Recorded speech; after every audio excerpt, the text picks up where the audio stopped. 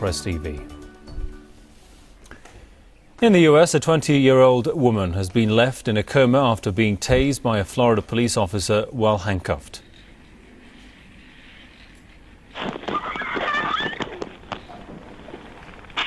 Taser. Hesitation, just try to run out the door. Danielle.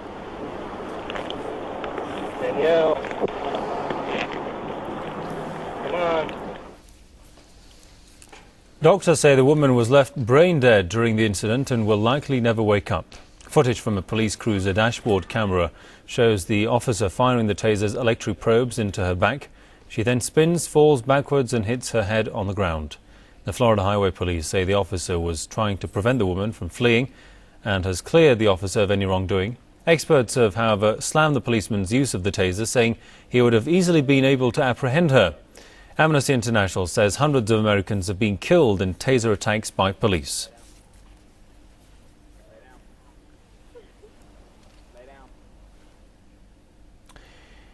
Well, from Washington, we're joined by Ty Barry. Welcome to the program. First of all, according to reports, at least 500 people, if I'm not mistaken, have been killed due to the use of these weapons like taser guns. To what extent can these weapons be used? Well, these weapons are supposed to be non-lethal, and that's what they were originally meant for, to stop someone and not kill them. Well, it's become quite obvious that the police now are using them as weapons.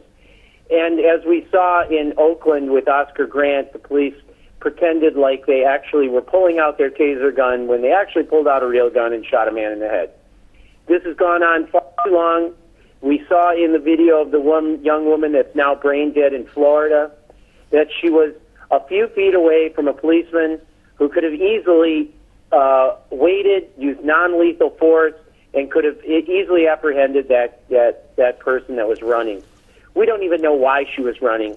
The problem is the United States is becoming more and more like a police state, and we need to put an end to this police violence every single day on our streets. And of course, is there an authoritative body overseeing how these weapons are used, how legally they are used? Well, there should be, but there isn't. And the mere fact of the matter is that there is also, the police are so protected under the present system that we have, that a policeman could literally, like in Oakland, shoot a man in the head, right point-blank range, and never serve a day in prison. Today, we are seeing that this country is becoming more and more repressive. There's more people in jail, more people in prisons in the United States than there are even in China, which we're calling a human rights violator.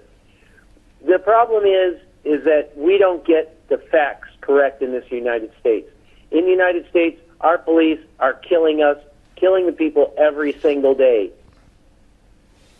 And of course, the unnecessary use of these weapons in many cases, how has this somehow altered the image of the police in the hearts and minds of American citizens? The fact that the police should be there to protect the people instead of, what we're seeing happen to that girl there.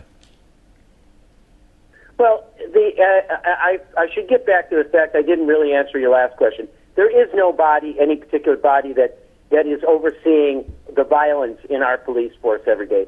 But yes, the police are there to protect us. That's their job.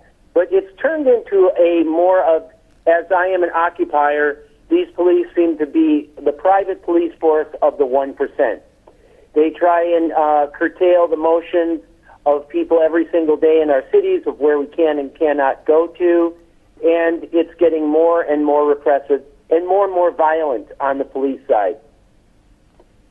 Indeed. All right, we'll leave it there. Many thanks to Ty Barry with Code Pink from Washington. Thanks for your time there, sir. Moving on now, the world's leading oil